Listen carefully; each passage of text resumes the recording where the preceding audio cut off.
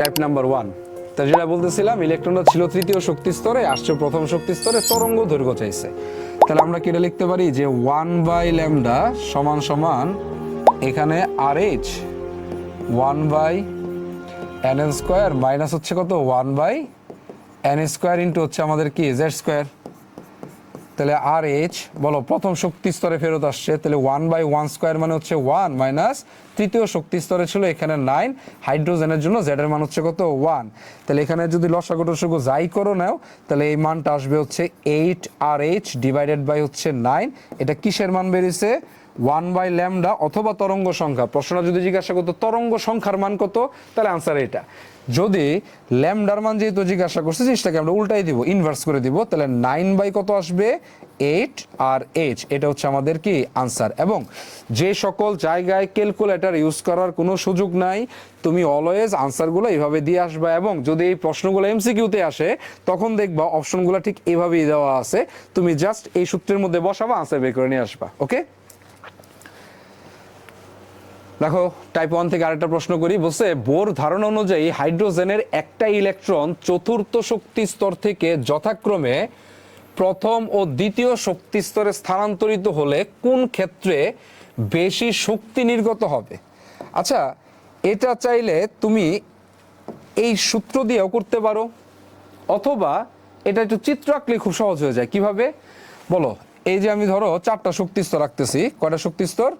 4টা শক্তি স্তর রাখতেছি।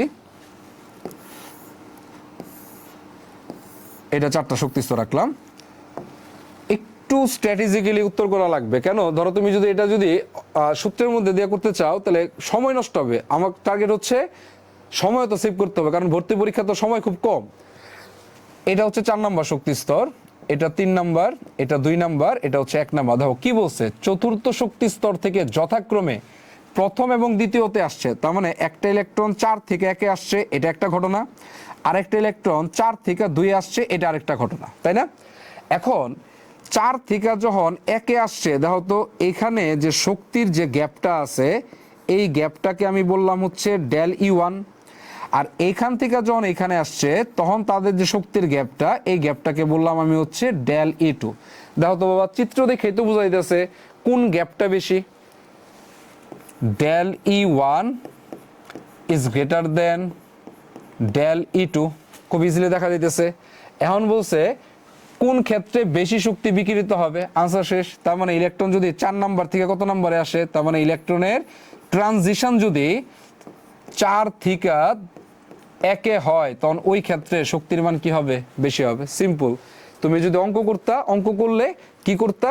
তুমি এই সূত্রটা অ্যাপ্লাই করতা যে E সমান সমান HCRH 1/nl² মাইনাস হচ্ছে কি 1/n² ইন্টু হচ্ছে কি z²।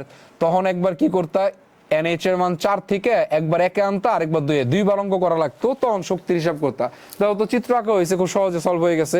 এই কারণে আমি বারে বারে যে জিনিসটা তোমাদেরকে বলার চেষ্টা করতেছি, তুমি যত বেশি প্রবলেম সলভ করবা, তত তোমার মনে হবে যে কোন কোশ্চেনটা কিভাবে সলভ করা তোমার জন্য সহজ হবে, সময় বাঁচবে। এটা খুবই গুরুত্বপূর্ণ ভর্তি পরীক্ষার জন্য।